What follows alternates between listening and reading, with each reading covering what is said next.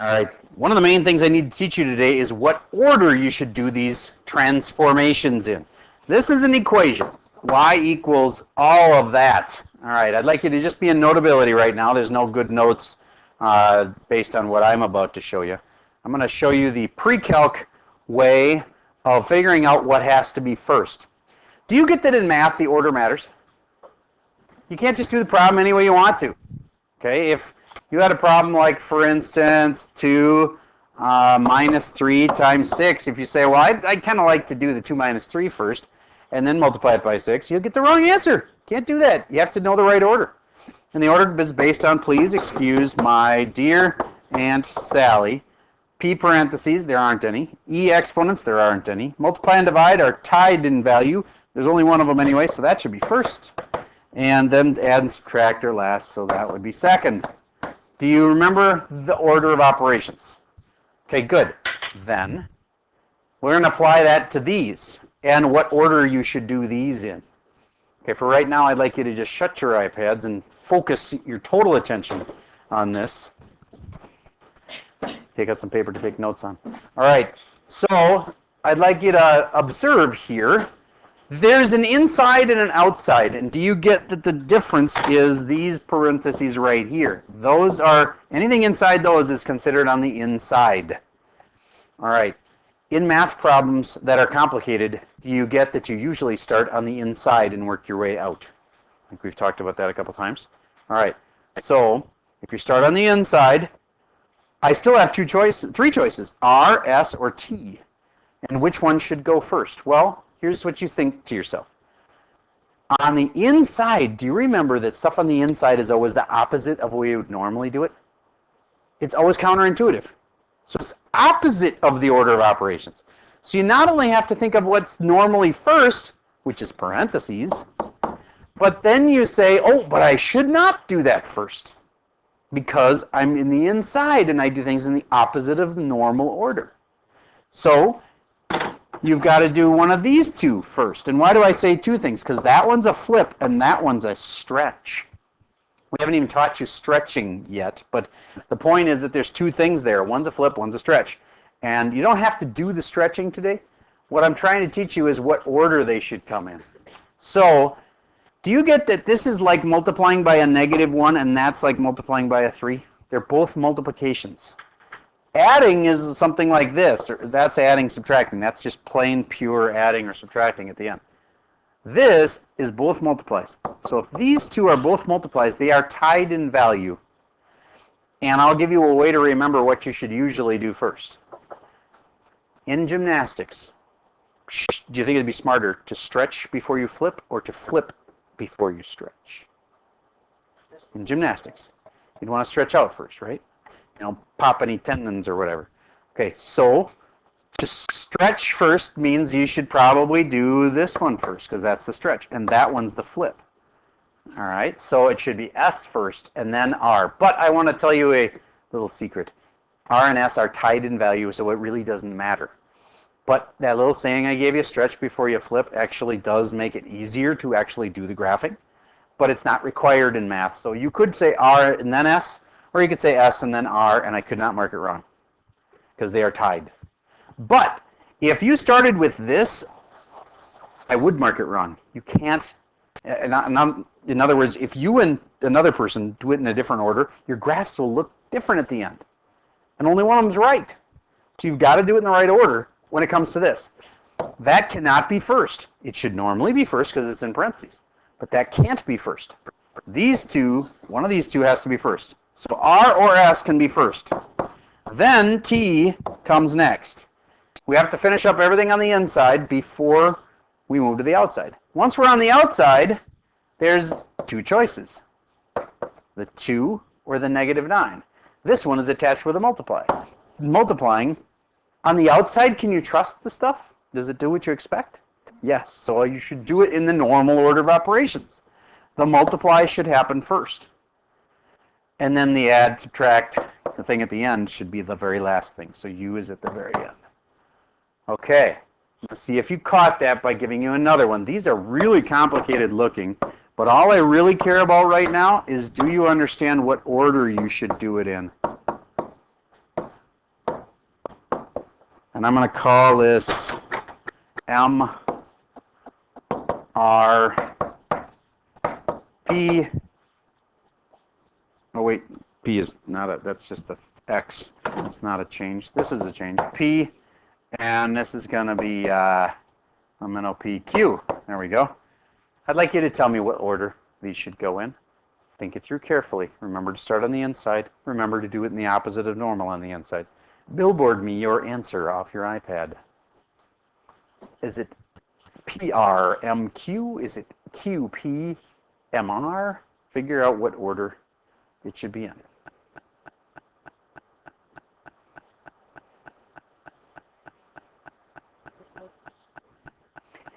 Good question. Is the squared a change? No, the squared just tells you it's a parabola. So this is a parabola. And that parabola is going to look like this to start with. And then I'm going to do all these changes to it. I'm going to make it move 2 to the left. I'm going to flip it up, down, or left, right. I'm going to move that thing 9 down, up. I'm going to stretch it times 5, and you haven't learned how to stretch yet. But basically, it'd be like this except stretch, something like that. I'd like you to figure out what order. The order does matter. If you don't do it in the right order, it won't be right. The squared is not changing it. The squared is telling you it's a parabola. All right, let me make sure I know what the right order is. Let me think before I look at your billboarded answers.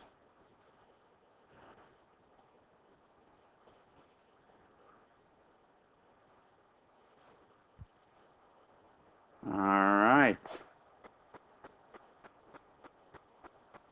Now, I know to some extent people look at other people's answers to try to judge whether they're doing it right, so I sometimes think the wrong answer spreads like a virus. Yep, you all got it wrong. Okay. I want you to think about it. It's P and R are the ones in the middle, right? But what should be first? Well, what's normally first? Multiplied by a negative? That part right there? Or add? What's normally first? Multiply or add? Multiply is normally first. So you can't do multiply first. Remember, we're on the inside where everything's the opposite of normal. So it should be P first. And then R. And then when we go to the outside, what's normally first? Multiply or add? Multiply is normally first. And do we do it in the normal order on the outside? Yes, we do. So therefore, the M is next and the Q is last. PRMQ should have been what you had. Yes, sir? Why isn't it the same on this side? Because everything inside the parentheses ends up being the opposite of what you'd think. It's hard to describe why. When you solve it down, you solve an equation out that's got a parentheses in it, you'd end up having to move everything to the other side to get x alone. See, y right now is alone. Do you get how y is alone? The y is already solved, and so when I do something like add 9 to it, that directly takes y and makes it get 9 bigger, because 9 is the thing that's solved for. It's not solved for x. So if you do something on the inside here, and you do like plus 2, if I was going to solve this thing for x, do you get how this plus 2 would have to go over there and it'd be like a minus 2? If I was getting the x alone to see what happened to the x. Okay, so it's complicated. Trust me, it's true. If you're going to get the x alone, you'd have to do the opposite of this. Once it went to the other side, it would become negative 2, and that's why it moves. The opposite of what you'd think. Okay, so let's see if you can handle another one like this. Last time everybody got it wrong. That's kind of impressive. See if you can handle this one. Y equal, what? Okay, maybe somebody, I might have given up after I saw 98% of the class's scores.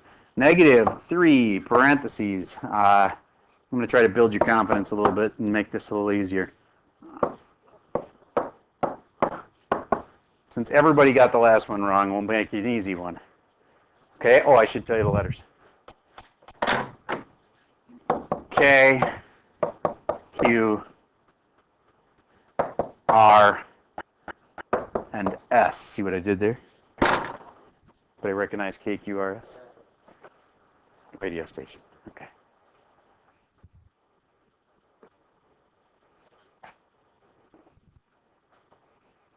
Okay, so what should be first? Don't say it. Write it down. Billboard it to me when you got it.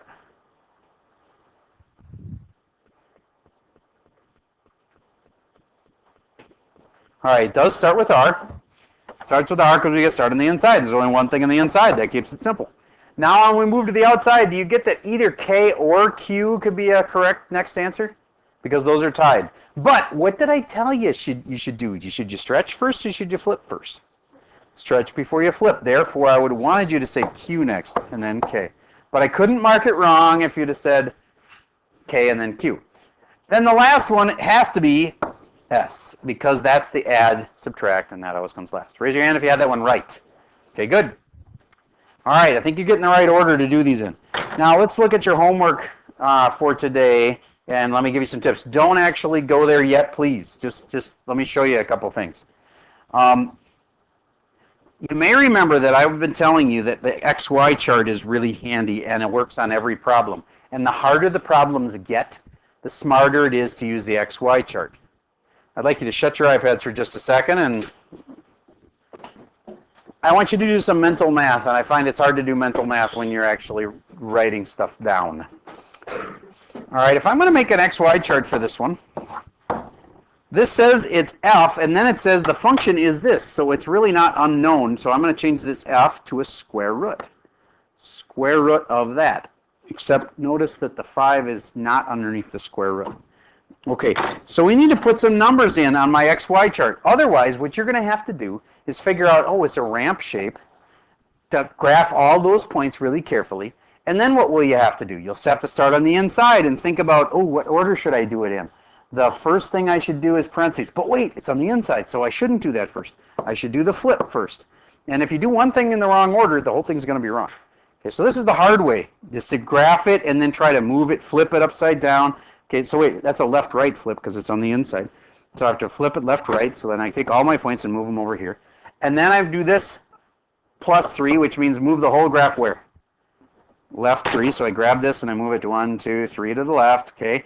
And then I have to go to the outside, and when I'm on the outside, I should do that first, which is a what? A flip which way? Up, down, vertically, okay, good. So it should be like this. And then the last thing I should do is the plus 5, which moves it where? Up 5. Okay, so you can do it this way. But honestly, I think the further and further we get, like the harder and harder the problems get, the smarter and smarter it is if you use the XY chart. So I want to show you how we'd find the exact points. You know, all you take is to mess up one point and you get it wrong. I would encourage you to do it this way instead. You make an XY chart. Let me see if I can get this erased quick. And do it like this. What's a good number for x? Pick any number. 1. All right, if I put in a 1, I have 1 plus 3 is 4, and then I make it negative. Negative 4, and then I got to go square root of negative 4. Uh-oh. That's not going to work, is it? Now you're realizing you got to make this number negative, right? So the number 7 is not going to work. Negative 7 might, oh, there we go. If we put in a negative 7, okay, negative 7 plus 3 makes negative 4. Make it the opposite of that. 4, take the square root of it. 2, make that negative. Negative 2 plus 5, 3. There. So there's one of my points, for sure. Negative 7, 3. Negative 7, 3. Boop. Now I'm going to go on to the next one. Any number I want, so pick wisely. Say if I had negative 7, that worked out because it came out to 4, you know. How about negative 4? Negative 4 plus 3 would make, negative 4 plus 3 makes negative 1. Opposite of that is? Square root of 1 is? Then make it negative. Negative 1 plus 5? 4. Negative 4, 4. Negative 4, 4. But from just 2 points, I really still don't know exactly where this thing is. I'm going to make another one. Negative 3 sounds good. Negative 3 goes in here, and I have negative 3 plus 3 is 0. Opposite of 0 is 0. Square root of 0 is 0. Opposite of 0 is 0 plus 5 is, so negative 3 goes with 5. Negative 3 goes with 5. Are you starting to see that little ramp thing? It's right here. See? There we go. Done. It got flipped 2 ways and moved. And that's where it should be. And my XY chart is much more accurate, so I strongly recommend that you use the XY chart when you have complicated ones. Now, if it was just simple, like the very beginning of this worksheet, like look at this very first problem here, number 1. It's a negative on an x squared. Well, that means I just have to take a parabola and flip it. Here's a parabola. And which way do I flip it? Left, right, or up, down? Left, right. And if I take a parabola and I flip it left, right, doesn't it pretty much stay the same? Okay, so XY would have been slower on that one. I wouldn't use XY on that one. I use XY as soon as I have like a couple changes. Maybe even on this one, it's probably worth it. Let's do this one with XY. Pick any number to put in here. Okay, 2 minus 5 is, negative 3 squared is, 9 and the opposite of that is, 2 negative 9s on my graph. Pick any other point, pick another number. 3. 3 minus 5. Negative 2 squared. 4, make it negative. Negative 4. Get how we're doing that? Just taking a number, sticking it in, seeing what we get. Okay, that's the key for today. There really isn't any other major changes. Go for it. Got the rest of the time.